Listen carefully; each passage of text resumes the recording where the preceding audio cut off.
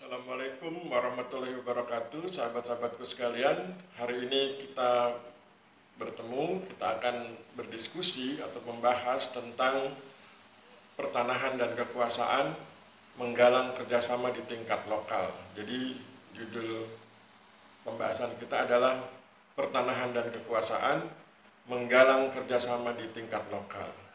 Kalau kita perhatikan judulnya, pertanahan dan kekuasaan, itu memang sesuatu yang berhubungan ya. Jadi untuk bisa menjalankan peran-peran pertanahan, untuk bisa menjalankan fungsi pertanahan yang baik, yaitu pertanahan yang mensejahterakan, pertanahan yang adil, pertanahan yang mampu mendukung harmoni sosial, maka dibutuhkan kekuasaan atau power. Kekuasaan itu berarti kewenangan ya. Kemudian menggalang kerjasama di tingkat lokal artinya dengan berbekal kewenangan yang dimiliki, maka kantor pertanahan berupaya untuk membangun kerjasama di tingkat lokal.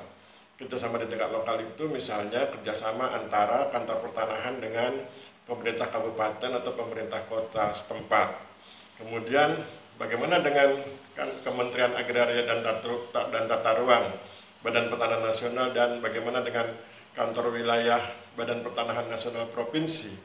Tentu semua atas restu mereka ya, artinya bahwa menggalang kerjasama di tingkat lokal itu sudah atas restu, bahkan mungkin instruksi dari Kementerian Agraria dan Tata Ruang, Badan Pertanahan Nasional, karena memang pada intinya adalah untuk menghasilkan sebuah kinerja yang baik dibutuhkan kerjasama dengan berbagai pihak. Kemudian begitu pula dengan kantor wilayah Badan Pertanahan Nasional Provinsi yang juga tentu merestui konsep untuk menggalang kerjasama di tingkat lokal atau kerjasama antara kantor pertanahan dengan pemerintah kabupaten atau pemerintah kota setempat, termasuk dengan berbagai dinas, berbagai instansi yang ada di level kabupaten atau di level kota. Itulah sahabat-sahabat sekalian pengertian dari judul yang kita bahas hari ini. Kemudian mari kita tekuni tentang konsep kekuasaan. Kekuasaan atau power adalah kemampuan pemangku kepentingan atau stakeholder untuk menentang atau mendukung individu atau kelompok lainnya. Ini sumbernya adalah dari Linda Thomas tahun 2004 dalam karyanya Language, Society, and Power, an Introduction. Jadi kalau diterjemahkan secara bebas, bahasa, masyarakat, dan kekuasaan, suatu pengantar. Ya, jadi saya ulangi, karya dari Linda Thomas tahun 2004, Language, Society, and Power, an Introduction. Itu, dan kemudian mari kita bedah lebih jauh. Kekuasaan atau power adalah kemampuan pemangku kepentingan atau stakeholder. Jadi para stakeholder itu memang memiliki kekuasaan dan memang kemudian berdasarkan kekuasaan itu dia punya kewenangan. Misalnya kalau kita lihat pertanahan, ada berbagai stakeholder dalam konteks pertanahan. Pertama tentu kalau kita masuk atau kita turun di level kabupaten misalnya atau kabupaten atau kota, maka pemangku kepentingan utamanya adalah tentu kantor pertanahan kabupaten. Kemudian dia tentu membutuhkan dukungan dari stakeholder lainnya, yaitu pemerintah kabupaten. Kemudian OPD, organisasi pemerintah daerah yang berada dalam lingkungan pemerintah kabupaten setempat. Masih ada lagi kemudian pemerintah desa yang dalam konteks kekinian kan desa itu cenderung sebagai organisasi mandiri begitu, maka itu juga bagian dari stakeholder. Kemudian di level desa nanti ada berbagai kelompok, misalnya ada kelompok masyarakat yang berkaitan dengan pertanahan, orang sering bilang Pomas pertanahan, ada lagi kelompok-kelompok tani, ada lagi tokoh-tokoh masyarakat, dan pada akhirnya masyarakat. Itulah para stakeholder yang berkaitan dengan pertanahan. Jadi kalau dibilang kekuasaan adalah kemampuan pemangku kepentingan atau stakeholder, maka artinya adalah dalam konteks pertanahan, agar pertanahan menjadi baik, maka perlu dimanfaatkan kekuasaan yang ada atau dimiliki oleh para pemangku kepentingan atau para stakeholder. Untuk apa? Kita lihat definisi berikutnya. Untuk menentang atau mendukung individu atau kelompok lainnya. Untuk menentang atau mendukung individu atau kelompok lainnya, maka kalau kita mulai dari untuk kata menentang, Untuk menentang siapa? Menentang mereka-mereka yang ingin menghalangi program strategis nasional di bidang pertanahan.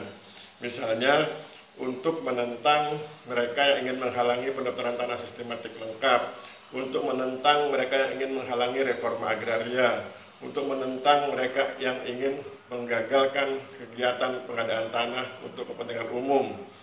Itu kemudian kalau dipahami dengan konsep menentang. Kemudian berikutnya adalah juga untuk mendukung individu atau kelompok lainnya. Nah, kalau untuk mendukung artinya untuk mendukung mereka-mereka yang mendukung mereka-mereka yang berpartisipasi dalam kegiatan program strategis nasional, untuk mendukung mereka yang berpartisipasi dalam kegiatan pengadaan tanah untuk kepentingan umum, untuk mendukung mereka yang berpartisipasi dalam kegiatan reforma agraria, untuk mendukung mereka yang berpartisipasi dalam kegiatan pendaftaran tanah sistematik lengkap. Jadi itulah pengertian kekuasaan menurut Linda Thomas. Jadi saya ulangi, kekuasaan atau power adalah kemampuan pemangku kepentingan stakeholder untuk menentang atau mendukung individu atau kelompok lainnya. Kemudian kita masuk ke naskah berikut atau kita ke bagian berikut, yaitu kita perhatikan karya dari Joy M. Moncrieff tahun 2004 berjudul Power Relation, Inequality, and Poverty. Kalau diterjemahkan secara bebas, power relation, relasi kuasa, inequality, ketidaksetaraan, and poverty, dan kemiskinan. Jadi buku ini bercerita tentang bagaimana relasi kuasa dijalankan, kemudian bagaimana inequality, hal-hal yang menimbulkan ketidaksetaraan, and poverty dan kemiskinan harus diatasi, ya. Jadi buku karya Joy M. Moncrieff tahun 2004 berjudul Power Relation, Inequality, and Poverty. Nah, di dalam bukunya ini Joy M. Moncrieff mengatakan bahwa kekuasaan atau power dapat bersifat konfliktual dan koersif, sehingga perlu dibangun melalui konsensus dan legitimasi. Dapat bersifat konfliktual, jadi kekuasaan ini bisa menimbulkan konflik, dan koersif. Koersif itu artinya bisa menimbulkan tekanan-tekanan begitu, semacam paksaan begitu, sehingga perlu dibangun melalui konsensus. Konsensus itu kesepakatan dan legitimasi. Legitimasi itu semacam pengesahan. Jadi kekuasaan itu dapat bersifat konfliktual dan koersif, sehingga perlu dibangun melalui konsensus dan legitimasi.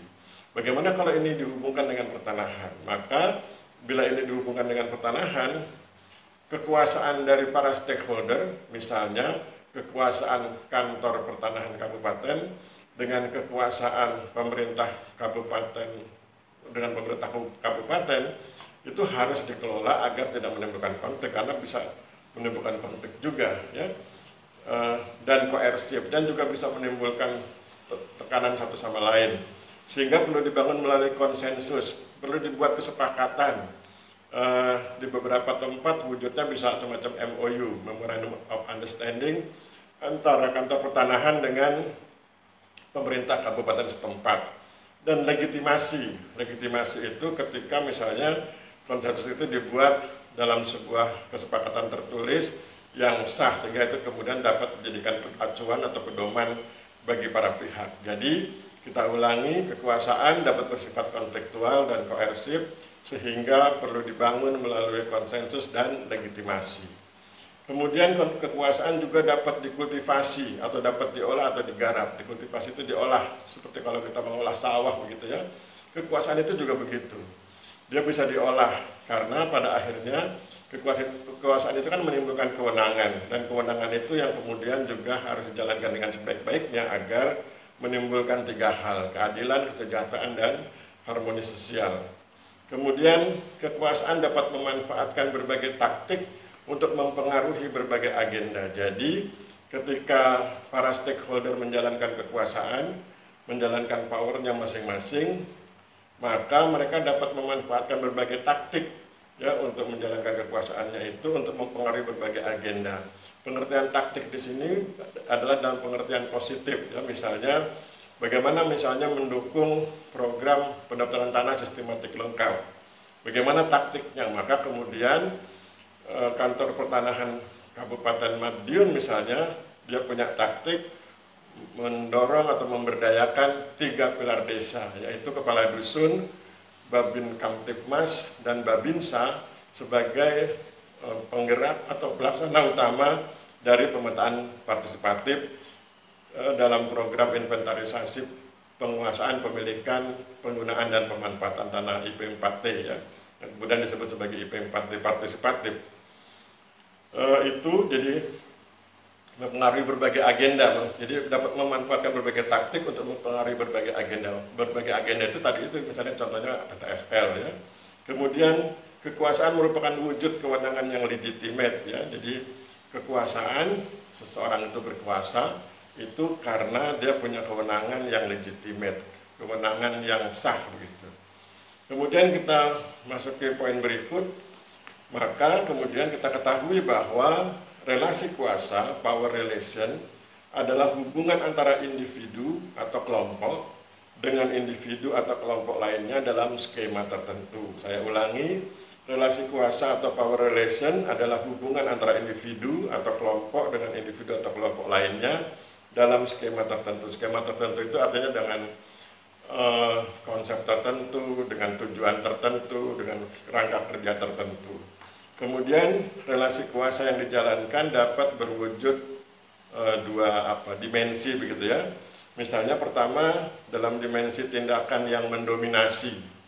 Ya, dimensi tindakan yang mendominasi itu artinya si pemegang kekuasaan itu mendominasi pihak lain, ya, dalam sosiologi disebut dengan istilah power over. Kemudian dapat juga dalam bentuk dimensi yang lebih lembut, yaitu dimensi tindakan yang memberdayakan. Tindakan yang memberdayakan itu misalnya dari seseorang yang awalnya tidak bisa menjadi bisa, awalnya tidak tahu menjadi tahu. Dalam sosiologi disebut power to. Maka relasi kuasa wujudnya adalah bisa power over, bisa power to. Kita ambil contoh misalnya di kantor pertanahan Kabupaten Ponorogo. Ketika misalnya di Desa Polorejo ada traumatika pertanahan sejak 2008 sampai 2013, kemudian itu disembuhkan oleh kantor pertanahan dengan cara mendorong pemerintah desa untuk mendirikan Pokmas pertanahan, kemudian menawarkan program SMS, sertifikasi masalah swadaya sebanyak 30 bidang, kemudian tahun berikutnya dilanjutkan dengan Prona, tahun berikutnya lagi dengan Prona, dan akhirnya tahun 2017 diikut sertakan dalam program PTSL. Nah, bagaimana relasi kuasa dijalankan dalam konteks yang saya ceritakan barusan? Dalam konteks yang saya ceritakan barusan adalah ada power over. Apa power over? Yaitu berupaya untuk mendominasi informasi yang selama ini mempengaruhi masyarakat sehingga mereka trauma. Misalnya mereka kan trauma karena gagal mensertifikatkan tanah secara massal pada tahun 2008, dan traumanya itu sampai tahun 2013. Baru 2014 dilakukan restorasi peran oleh kantor pertanahan. Nah, itu dilaksanakan konsep power over. Mendominasi informasi bahwa tidak benar kalau kemudian dikatakan bahwa mengurus sertifikat hak atas tanah secara massal itu sulit. Maka kemudian informasinya digencarkan, didominasi, sehingga kemudian masyarakat menjadi mengerti bahwa mengurus sertifikat hak atas tanah secara massal itu adalah sesuatu yang mudah. Makanya ada contoh SMS, sertifikasi masalah swadaya, ada contoh Prona, dan pada akhirnya tahun 2017 ada contoh lain yaitu PTSL, pendaftaran tanah sistematik lengkap. Kemudian ada juga dalam konteks relasi kuasa yaitu tindakan yang memberdayakan, power to, yaitu ketika petugas-petugas pertanahan dikirim ke Desa Polorejo untuk memberdayakan. Pertama yang diberdayakan adalah Pokmas pertanahan yang baru dibentuk. Ketua dan anggotanya diberdayakan, kemudian sesudah itu baru diberdayakan pihak-pihak lain, sehingga kemudian akhirnya program sertifikasi tanah secara massal bisa berlangsung. Sekedar penjelasan bahwa 2008 masyarakat Desa Polorejo itu gagal mensertifikatkan tanahnya secara massal karena ada tindakan yang tidak amanah dari orang yang ditunjuk, karena kemudian ternyata berkasnya tidak masuk ke kantor pertanahan. Kemudian sampai dengan tahun 2013, dari 2008 sampai dengan tahun 2013 masyarakat Desa Polorejo selalu menolak tawaran sertifikasi hak atas tanah secara massal. Kemudian tahun 2014 Kantor Pertanahan Kabupaten Ponorogo mulai melakukan apa yang disebut restorasi peran, yaitu mulai mendorong pemerintah desa untuk membentuk Pokmas Pertanahan, kelompok masyarakat di bidang pertanahan. Kemudian sesudah itu pemerintah desa Polorejo ditawarkan program SMS, sertifikasi massal swadaya sebanyak 30 bidang. Pada awalnya masyarakat masih ragu-ragu, tapi kemudian terus didominasi dengan informasi yang jelas, maka kemudian akhirnya masyarakat percaya dan 30 bidang kuota yang ditentukan itu terpenuhi, dan kemudian sesudah 30 sertifikat itu berhasil diterbitkan, diserahkan kepada masyarakat, dan itu kemudian membangun kepercayaan yang lebih baik, sehingga kemudian tahun 2015 dilaksanakan Prona, tahun 2016 dilaksanakan Prona, dan tahun 2017 dilaksanakan PTSL atau pendaftaran tanah sistematik lengkap di Desa Polorejo. Jadi demikianlah sahabat-sahabat sekalian, memang ada permainan kekuasaan dalam rangka menggalang kerjasama di tingkat lokal ya. Jadi pengertian kekuasaan di sini adalah kewenangan untuk melakukan suatu kebaikan tertentu. Dalam konteks pertanahan, kebaikannya itu bisa dalam wujud berbagai program, misalnya reforma agraria, kemudian pendaftaran tanah sistematik lengkap, pengadaan tanah untuk kepentingan umum. Itu adalah kebaikan-kebaikan yang dijalankan berdasarkan kekuasaan yang dimiliki, yang kekuasaan itu juga bersumber pada kewenangan yang ada atau yang bersifat legitimate. Ya, jadi itu materi tentang pertanahan dan kekuasaan, menggalang kerjasama di tingkat lokal yang kita bahas pada hari ini. Demikian yang dapat saya sampaikan, kita akhiri pertemuan hari ini. Mohon maaf bila terjadi kesalahan. Wabillahi taufiq wal hidayah. Wassalamualaikum warahmatullahi wabarakatuh.